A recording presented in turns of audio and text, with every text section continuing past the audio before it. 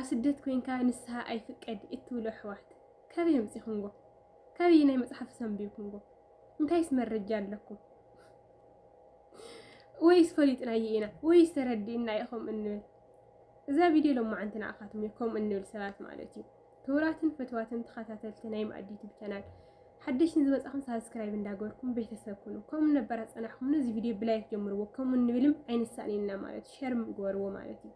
بوغني إكزابير مسكين سلام إكزابير أملاك مسكولاتنا يخون يا حنت حفتي يوتيوب صحافة تأنيرا كلنا إياك إتخون دتخون إلى إيه أمس إيه مالتي كلتا معلتن أو فيسبوك لا تزاورت يعني سدت دون سايت يو أنا سهادة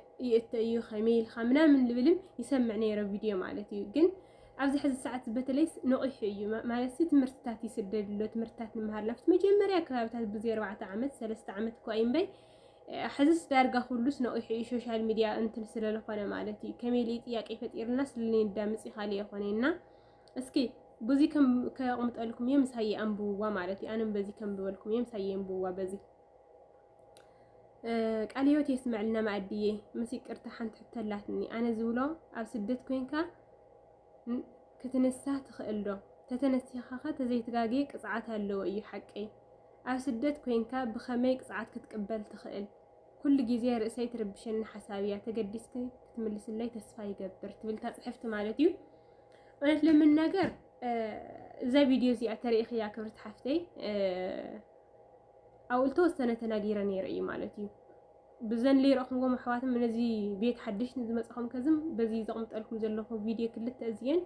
رأي ونيكم وقاتكم مالتي هزين زي فيديو زي أتسمع جين مالتي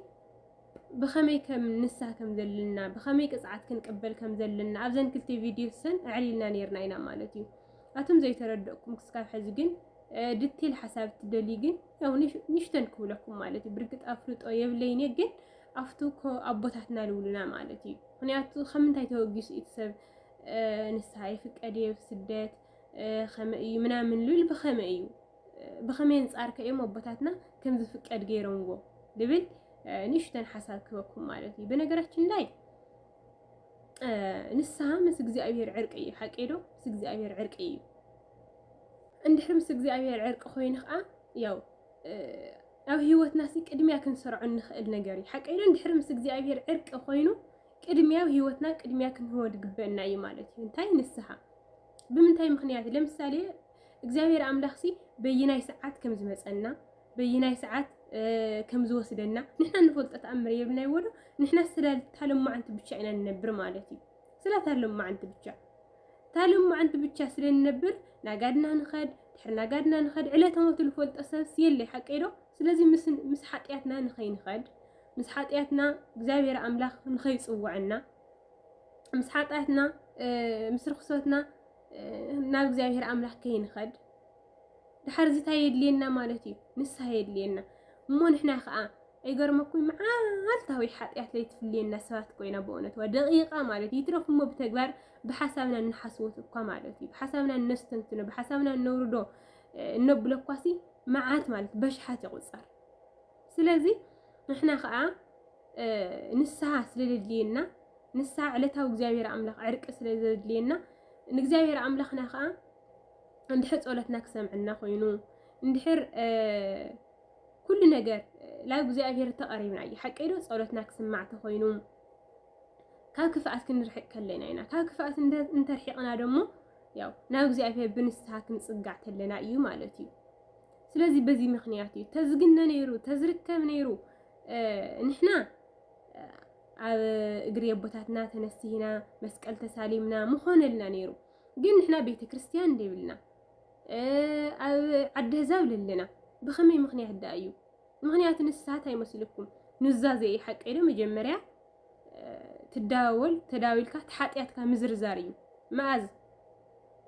በአካልም ኩን ብስልክም ኩን ማለት እዩ በአካል ዓይና ዓይኖም ናረእኻ እትሓጢያት ንኸይት ደግሞ ድጋሚ ንኸይትሰርሖ ይረድአካ ኣውዚ ከዓ ብስልክ ከዓ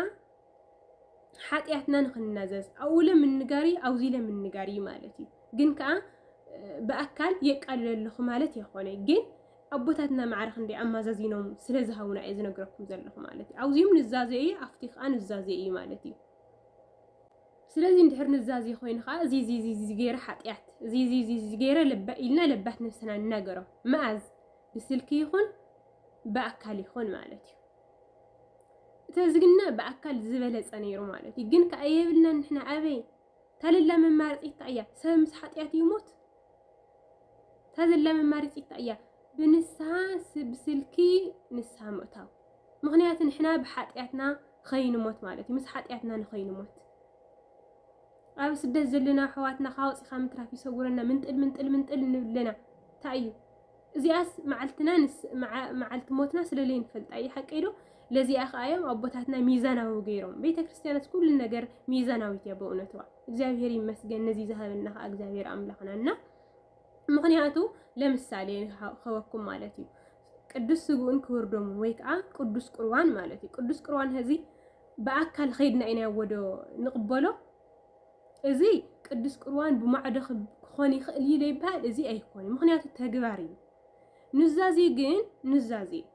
ኑዛዜ ግን ብተግባር እዩ ግን ከዓ ብስልኪ ኢና ንገብረለና ተግባር ከዓ ኢና ንገብረለና ካብኡስ የፍረስና ይኒና ማለት እዩ እቲ ግን ስጉእን ደሙን ግን በኣካል ንሕና መፂና ክንወስደ ስለንግበአና ወይም ካሊእ ብተግባር ለሎ ለምሳሌ ጥምቀት ንወሎ ማለት እዩ ጥምቀትካ ክንጥመቕ ተለና በኣካል ምክንያቱ ብስልክስ ኣቦይ ክጥምቕ ደልየ ሰይንብለይ እውነትዋ ኣቦይ ንሳ ክጥምቕ ደልየ ሰይንብለይ ምክንያቱ ኣካል እዩ ኸይድና ግዴታ ክንጥምቕ ኣለና ኸይድና ግዴትና በዓልታና ክንርከብ እኒአና ማለት እዩ ንስሓ ግን ብርግጥ በኣካል ይግነ ማለት እዩ ኣብ ዓዲ ካብ እትኾነሉ ኣብ ቤተ ክርስቲያን ካብ እትኾነሉ ግን ንሕና መሳኪን ንስሓ ክንወስድ የብልናይ ቦታ ማለት እዩ ስለዚ ሰብ ካብ ሓጢያቱ ምስ ዝመውት ኣቦታትና ብስልኪ ንስሓ ክንስሓ ፈቒዶምና ማለት እዩ እዚኣ እያ እኮ ተሓቅታይ ኒኣታ ኢኻሊ ኣቱም ጥያቄ ልፈጠረልኩምም ሕቶ ልፈጠረልኩምም ልልፈልጥ ሕቶቱ ንመምህራን ሕቶቱ ለይፈልጥ ትድመር ለይፈልጥ ማዕረ ኢላው ጉድጓድ ለመነየ ለይፈልጥ ማዕረ ሓቢርካ ምጥፋእ እዩ ካልእ የለይ ምክንያቱ ትንሓትትም ኣይንፈልጢ ትንምልስም ኣይፈልጢ ስለዚ ሓቢርካ ላ ጉድጓድ እዩ ካልእ የለይ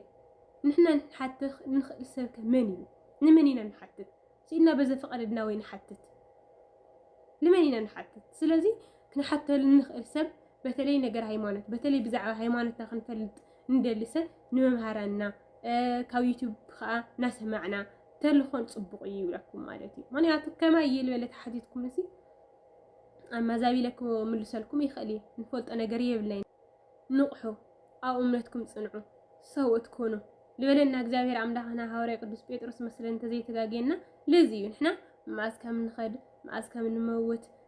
መዓዝ ከም ንፅዋዕ ንፈልጦ ነገር የብልናን ኢና ማለት ስለዚ ስለለይ ንፈልጦ ከዓ መዓልታዊ ንስሓ የድልየና ማለት እዩ ኩሉ ግዜ ጌጋ ሰራሕናዮ ንስሓ የድልየና ምክንያቱ ሰሙን ዓለባና ከም ዝረስሕ ከምኡ እውን ንሕና ከዓ ስለንረስሕ ንእግዚአብሔር ኣምላኽና ቤተ መቅደስ ስለልኾንና ንሕና ከዓ ተሓፂብና ናብኡ ክንቀርብ ግዴታና ስለልኾነ ማለት እዩ ስለዚ እቲ ይቕረ ልብል እቱ ዝዓርቀና እግዚአብሔር ኣምላኽ እዩ ሓቀይዶት ምሕረት ለውርደና ክብርት ሓፍተይ በዘጋጣምዚ ንኩልኩም ጥያቄ ክኾነኩም ሓደ ልኾነኩም ይኽእል እዩ ኢለ እየ እምበር ንዓኣ ብፅሑፍ ክምልሰልና ነይረ ግን ክስትን ሓደ ኣሕዋትና ከምዚ ዓይነት ኮርኩሕ ልብሎም ተሊ ኢለ እየ ማለት እዩ ስለዚ ክብርት ሓፍተይ እግዚአብሔር ኣምላኽና ንስሓስ ከመይልካት ንስሓ ቁኖናሲ ወይ ከዓ እዚ መቕፃዕቲ ማለት እዩ መቕፃዕቲ ሲ እትወሃወሲ ኣለዎ እዩ ግን ካሲ ብኸመይ እዩ ልፍፀም ይንየትና ጥያቄና ብኸመይ እዩ ልፍፀም ንስሓ ብስልክ ንስሓ ከለና ይሰምዑና ኣለዉ እዮም ሓቂ ልበት ነፍስና ኣፍቲ ከዓ በኣካል ከዓ ክንናስሓ ከለና ይሰምዑና ኣለዉ እዮም ሓቂ ዶ ሰሚዖምና እዮም ብኩሉስ ይሰምዑና ኣለዉ ብስልኪ ይኹን በኣካል ይኹን ይሰምዑና ኣለዉ ሰሚዖም እቲ ሓጢያትና ሚዛን ገይሮም ቅፅዓት ይሁና ግዴታ ቅፅዓት ኣለዎ ክብርት ሓፍተይ ቅፅዓት ኣለዎ እዚ ከዓ ኣብ ዝሓዘፈ ቪድዮ ማለት እዩ ናይ ፍቕሪ ቅፅዓት ኢለየ ነይረ ማለት ከም ሓጢያትና ተልኾንማ ኣብዛ ምድርም ኣይምነበርናን ኢና የውነትዋ ግን ቅፅዓት ይበሃል ናይ ፍቕሪ ንወሉ ማለት ናይ ፍቕሪ ዋላ ከምቲ ዝርድአኩም ቅፅዓት ንወሉ ችግር የብሉ ቅፅዓት ንወሉ ከምቲ ዝርድአኩም ቅፅዓት ስግዳን ኣሎ ጾም ኣሎ ከከም ክስታይካ ማለት ከከም ናይ ተባት ንስሓ ኢሉ ወስኖ እዚ ነገር ማለት እዩ ጾም ኣሎ ስግዳን ኣሎ ምሽ ንስሓ ማለት ሓዘን እዩ ሓዘን ጾም ጸሎት ስግዳን ደሞ ታዩ ሓዘን እዩ ማለት እዩ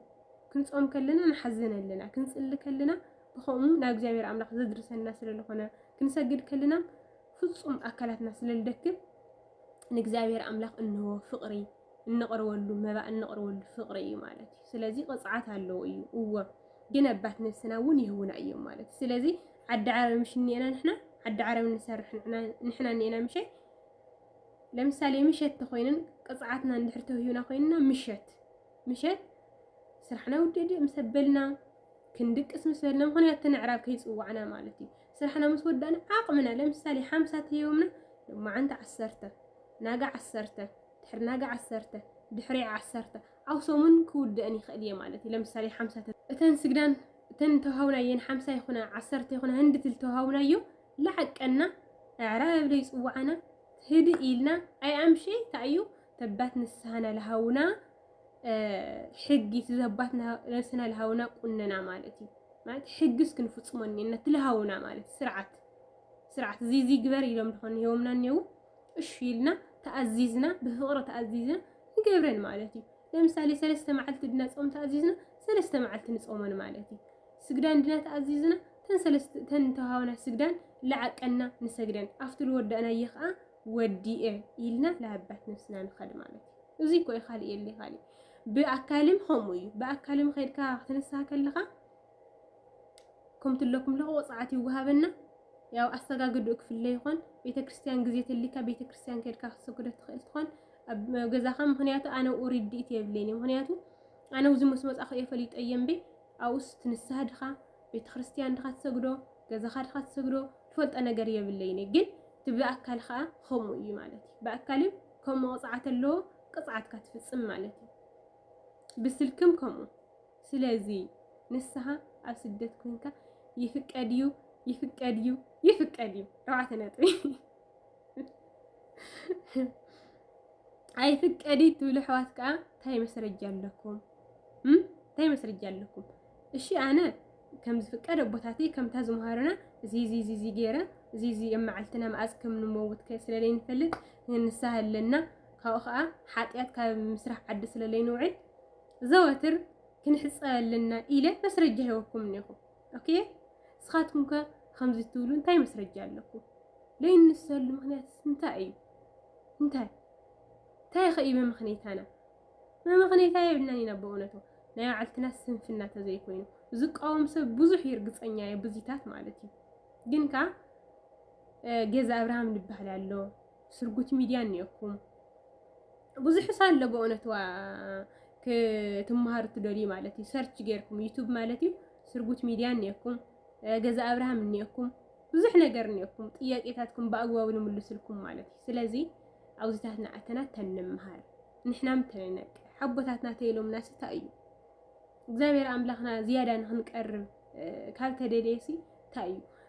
ተዋና ትኩረት ልገብርዎ ቦታትና ኮታ እዩ ሓንቲ ነፍስ ክትድሕን እዩ ንሕናስ ነፍስና ክንድሕን እዩ ስለዚ ነፍስ ትጥፋስ ኣይባሃል እዩ ነፍስ ትጥፋስ ከመይ ገይሮም ክብሎ ቦታትና ኣይፍቀዲ ማለትኮ ነፍስና ዕለታውን ሞተት ክትከድያ ማለትኮ ይባሃል ይባላል ትሞት ኮ ነፍስና እዩ እዚ ከዓ እግዚአብሔር አምላክ ይፈቱ እዩ ወይ ከዓ ይድግፉ እዩ ላይ ሓስብ ምክንያቱ ኣብ ቦታትና ሓዲሩ እና ክብራትን ፍትዋትን ተኸታተልቲ ናይ ማዕዲት ቻናል እዚ ቪድዮ እዚ ጠቃሚ ተኮይኑ ናብ ኩሉ ሕዋትኩም ሼር ወሎም በተለይ ብከምዚ ዓይነት ተቃውሞን ዘለዎም ማለት እዩ ነዚ ቪድዮ ብላይክ ድጋሜ ብላይክ ጀምርዎ ምክንያቱ ናብ ኩሉ ሼር ክባጽሕ ማለት እዩ خالد حسته دمو اسكاب نراخذ حتى تليكم دمو ኣብ ታሕቲ ጽሓፉ ማለት እዩ خالد حسته ሳብ نراخذ ሰላም እግዚአብሔር አምላክ ስኩላትና ይኹን ሰሰናይ